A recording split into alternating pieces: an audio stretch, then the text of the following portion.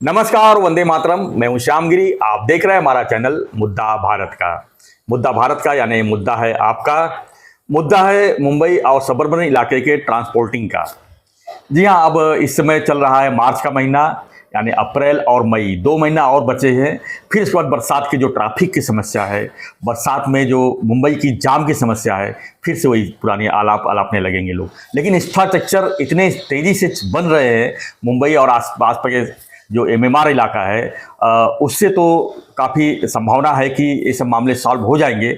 लेकिन जो तेज़ी होनी चाहिए, डबल इंजन सरकार है महाराष्ट्र में, लगातार दूसरी बार फिर से बीजेपी की सरकार बनी है।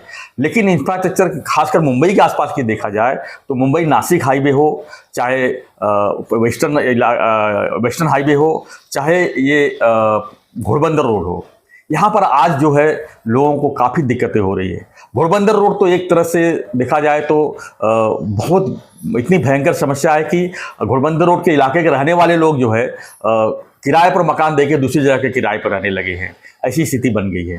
प्रताप सरनाइक परिवहन मंत्री बने हुए हैं, वहाँ के विधायक भी उनके इलाके में आता है।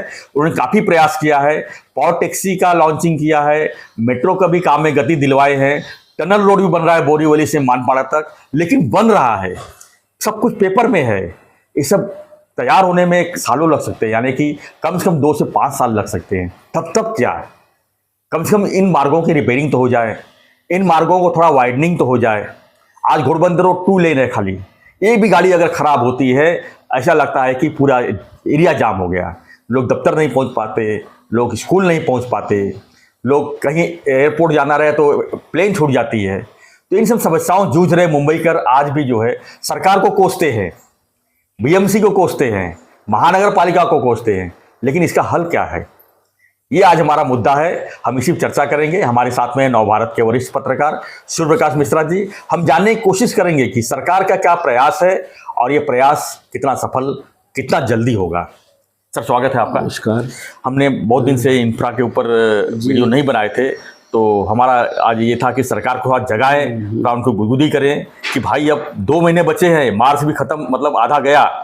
2.5 महीने में आप क्या कर सकते हो? आप जल्दी जल्दी जो है जो रोड खराब है, जो गड्ढे वाले रोड हैं, आज भी देखा जाए तो पिछली बार के जो रोड के गड्ढे बने हुए थे, यानी उसके ऊपर जो खड़ी मिट्टी बना के जो मास्टिक का जो लेप लगाया था, वो एक तरह से ब्रेकर का काम कर रहा है। आज भी गाड़ियां जो है 10-15 के पर से स्पीड चल नहीं पाती हाईवे में। हाईवे की हालत खराब है। देखिए, जो गड्ढे खराब थे आज भी पूरी तरह से रिपेयर नहीं हो पाए। तो ऐसे में क्या 2.5 महीने में क्या करेंगे? देखिए, ये इंफ्रास्ट्रक्चर और मुंबई, इसका देखिए बहुत, एक कहते हैं ना, चोली दामन का रिश्ता है जी। और इंफ्रास्ट्रक्चर को लेकर इस सरकार ने, या 2014 से लेकर 2019 तक जो फडणवीस जी की सरकार थी, उसके बाद 2019 से लेकर 2021 तक 22 तक उद्धव सरकार थी। उसमें कोरोना भी था। वो सरकार को लेकर ज़्यादा कुछ कहना ठीक नहीं होगा। उस समय की स्थितियाँ परिस्थितियाँ बदल गई। उसके बाद आई एकनाथ शिंदे जी की सरकार। शिंदे जी की सरकार में जिस तरीके से इंफ्रास्ट्रक्चर को गति मिली, काफ़ी देखिए MTHL जो है, जो मुंबई को नई मुंबई से जोड़ने वाला देश का सबसे लंबा ब्रिज बनकर तैयार हुआ। वो एक तरीके से आइकॉनिक ब्रिज कहा जाता है और इंजीनियरिंग का मार्बल कहा जाता है। उसी तरह जो कोस्टल रोड, मुंबई और मुंबई के आसपास का जो MMR इलाका है, ये बहुत बड़ा इलाका है। और यहाँ आपको मैं बता दूँ कि पूरे महाराष्ट्र की आबादी का लगभग 25% आबादी जो है इसी मुंबई और MMR इलाके में निवास करती है, समझ लीजिए। तो 25% आबादी को इतने कम इलाके में समा पाना, और उसके में साथ ट्रैफिक की समस्या, रोड की समस्या। हालांकि मुंबई की जैसे लोकल ट्रेन कही जाती है, ये मुंबई की जीवन रेखा कही जाती है, और इस तरह की यातायात व्यवस्था कहीं नहीं है। मुंबई की बेस्ट की व्यवस्था है, और महानगर पालिकाओं की ठाणे, नई मुंबई, मीरा भाईंदर, कल्याण, इनकी अपनी जो यातायात व्यवस्थाएं हैं। लेकिन ये सब यातायात व्यवस्थाएं इस समय चरमरा गई हैं, इसमें कोई संदेह नहीं। जैसे आपने कहा कि जो काम बहुत तेज़ी से मेट्रो के, रोड के भले चल रहे हैं, लेकिन उसके साथ साथ समस्याएं भी चल रही हैं। लेकिन ये काम जब पूरा होगा तब कुछ राहत मिलेगी, ये बात भी सही है। लेकिन उसकी दिशा में जल्दी पूरा हो, किस तरीके से टाइम बाउंड समय में पूरा हो, उसको लेकर भी सरकार पूरी तरह प्रयासरत है, दिखाई देता है, क्योंकि जैसे आपने विधायक और इस समय परिवहन मंत्री माननीय प्रताप सरनाईक जी का जिक्र किया, वो एकदम बिल्कुल लगे हुए हैं। आज ही देखिए एक डबल डेकर ब्रिज का उद्घाटन एक नाथ शिंदे जी के हाथों मीरा भाईंदर में होने जा रहा है, तो वो कर रहे हैं काफ़ी। अब देखिए यातायात के, मैं समझता हूँ कि यातायात के वैकल्पिक साधनों की आवश्यकता है। वैकल्पिक साधनों के रूप में जैसे आप मेट्रो हो गया, मोनो हो गया, अभी पॉड टैक्सी की बात भी हो रही है। और सबसे बड़ी बात देखिए, सौभाग्य की बात यह है कि मुंबई, ठाणे, नई मुंबई, कल्याण और इधर मीरा भाईंदर, विरार तक ये समुद्री किनारा, खाड़ी का किनारा भी मिला हुआ है सौभाग्य से, ये प्राकृतिक रूप से। तो यहाँ एक जल यातायात की भी वैकल्पिक व्यवस्था हो सकती है। आपको मैं बता दूं, 10 साल पहले नितिन गडकरी जी ने 712 करोड़ रुपए की एक योजना लाई थी, लेकिन वो अभी भी योजना कागजों पर ही है। थाने में जल यातायात शुरू करेंगे। सांसद उस समय राजन विचारे थे, उसको बड़े जोर शोर से उसको उठाया जाता था, लेकिन अभी तक वो योजना नहीं बन पाई। लेकिन जो प्रयास चल रहा है ना, इसमें कोई संदेह नहीं, प्रयास बहुत अच्छा चल रहा है, लेकिन जनता को परेशानियां तो हैं। अभी देखिए उस दिन जो है घोड़बंदर रोड की बात आप कर रहे हो, तो विकराल रूप धारण कर लिया। समस्या यह है कि सारी जो ट्रैफिक है जेएनपीटी की तरफ जाने वाली, वो घोड़बंदर रोड से, गुजरात से सभी गाड़ियां जो है और मुंबई और ठाणे से होते हुए गुजर रही है। वो बाईपास अब तक तो बाईपास बन जाना चाहिए था, और उसके लिए भी वो चल रहा है। कोस्टल रोड की बात चल रही है, वो भी अभी महापालिका के पास वो सब सर्वे और उसके टेंडरिंग प्रक्रिया में है। एमएमआरडीए उस पर काफ़ी मदद कर रहा है। एमएमआरडीए बहुत बड़ा एक तरीके की एजेंसी है जो इस दिशा में काम कर रही है, मुंबई एमएमआर इलाके में बेसिकली। लेकिन उसको देखिए घोड़बंदर पर अभी आप ध्यानाकर्षण प्रस्ताव तक विधानसभा में लाया गया, सत्र चल रहा है। निरंजन डावखरे जी ने, दरेकर जी ने इस पर बहुत मामले उठाए यहाँ के विधायकों ने, लेकिन इसका स्थायी हल तभी निकलेगा, घोड़बंदर रोड का हुआ या और रोड के, जब अब देखिए आप भिमंडी की बात करते हैं, भिमंडी से भी वहाँ जब तक ये समृद्धि मार्ग पूरा तैयार नहीं हो जाता नागपुर से लेकर थाने तक, तब तक ये समस्याएं पूरी तरह बनी रहेंगी। अभी जैसे आप कहते हैं कि कॉरिडोर का बात होती है, जेएनपीटी से लेकर अलीबाग विरार कॉरिडोर, वो भी अभी कागजों पर ही है। वो बहुत बड़ी परियोजना है। उस परियोजना के बनने से कम ये जो बड़े वाहन हैं ये शहरों से नहीं जाएंगे। तो इन सारी समस्याएं तो हैं, लेकिन उसके साथ साथ काम हो रहा है। लेकिन काम वही होता है कि जैसे अब जब तक काम वो पूरा होता है तब तक आबादी इतनी ज्यादा बढ़ जाती है, ट्रैफिक इतनी ज्यादा बढ़ जाती है। कह सकते हैं कि हमारे देश में जो योजनाएं शुरू होती है वो अगली पीढ़ी के लिए होती है। यानी कि जिस पीढ़ी में योजनाएं शुरू होती है, अगली पीढ़ी में अगर आती है तब तक वो योजनाएं कम पड़ने लगती है। वही बात है, जो स्पीड है काम करने की और जो चीजें हैं वो बहुत स्लो है। जी, स्लो तो है ही है। स्लो बीच बीच में ऐसे देखिए, उसको आप राजनीतिक भी कह सकते हैं या और भी सारी समस्याएं कह सकते हैं। बहुत सारी समस्याएं बीच में आ सकती हैं। देखिए 3-3 अभी मेट्रो के जितने प्रोजेक्ट चल रहे हैं वो 4-5 साल लेट चल रहे हैं। अब उसमें सबसे बड़ा कारण ये बताया जाता है 2-2.5 साल बीच में बिल्कुल काम नहीं हुए कोरोना के चलते, और भी आर्थिक समस्याएं आती जाती रहती हैं। अभी देखिए आरे से लेके कब परेड तक 30 किलोमीटर का मुंबई का पहला जो है अंडरग्राउंड मेट्रो अब अंतिम चरण में है, तैयार होने को है, लेकिन उसको भी 2 साल पहले तैयार हो जाना चाहिए था, लेकिन नहीं तैयार हो पाया।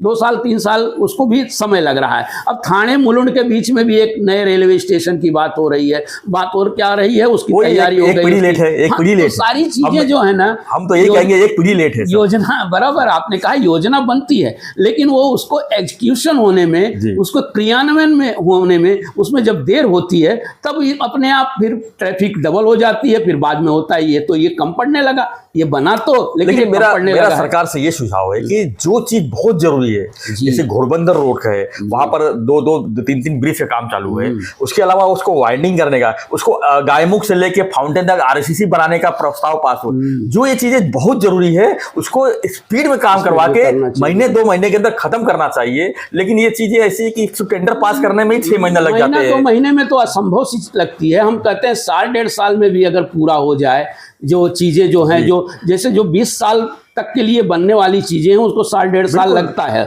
लेकिन कम से कम आपने बिल्कुल सही कहा कि उसमें समयबद्ध तरीके से वो काम होना चाहिए। समयबद्ध तरीके से जब काम होगा ना तो आगे आने वाली समस्याएं भी कम होगी। ये जो नासिक हाईवे रोड है, यहाँ से लेके माजीवाड़ा से लेके सांग्रीला तक, ये 2015 में इसका उद्घाटन हुआ था कि इसको वाइडनिंग बनेगा।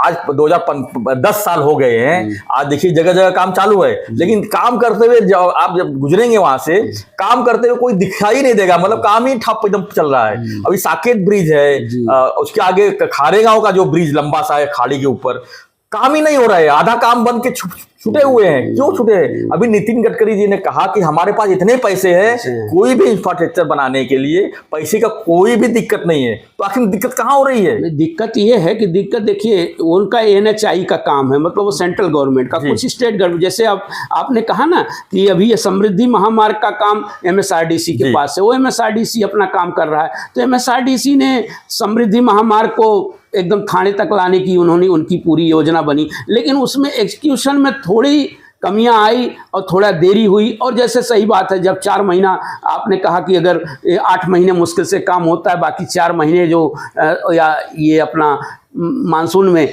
उसका काम एकदम से लगभग ठप पड़ जाता है। बाकी जब ठप पड़े तो उस काम को स्टार्ट होने में भी, और ट्रैफिक की जो समस्या है ना, ये मुंबई ठाणे के लिए विकराल रूप धारण कर चुका है। और ये समस्या जो है ऐसे तो कम नहीं होने वाली। इसके लिए मैं समझता हूँ कि जब तक आप वैकल्पिक यातायात के साधनों का उपयोग नहीं करेंगे या वैकल्पिक यातायात या वैकल्पिक व्यवस्था नहीं बनेगी, तब तक ये समस्या सॉल्व होने वाली नहीं। केवल सड़क मार्ग और रेल मार्ग से ये समस्या बिल्कुल नहीं होने वाली है।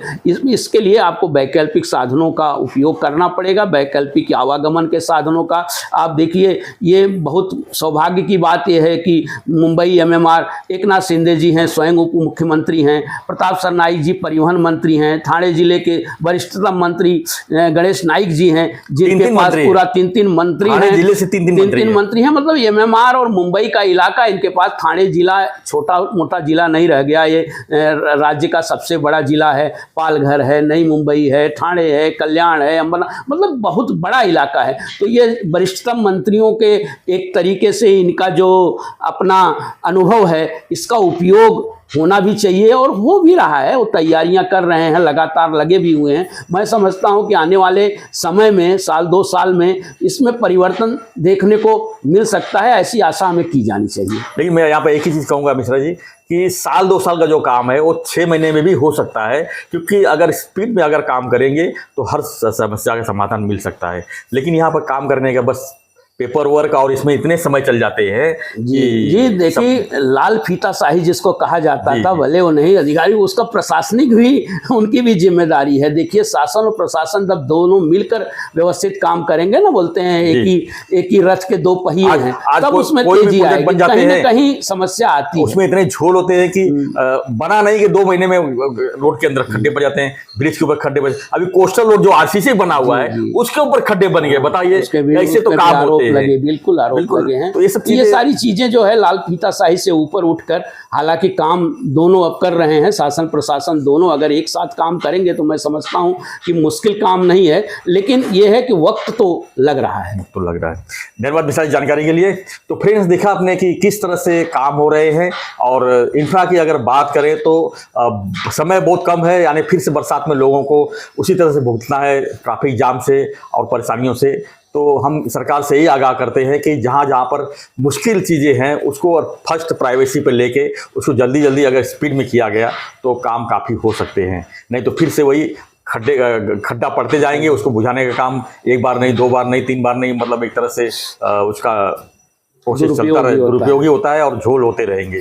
तो सरकार से ही दरखास्त है कि लोगों की परेशानियों को देखते हुए सरकार जल्दी जल्दी 2.5 महीने के अंदर जो काम पेंडिंग है, जो काम हो सकता है जल्दी जल्दी वो कर ले तो अति उत्तम होगा। खासकर मुंबई नासिक हाईवे, खासकर घोड़बंदर रोड और बाकी मुंबई के अंदर के जो RCC के काम चालू है जल्दी जल्दी पूरा हो, ऐसा मैं उम्मीद करता हूं।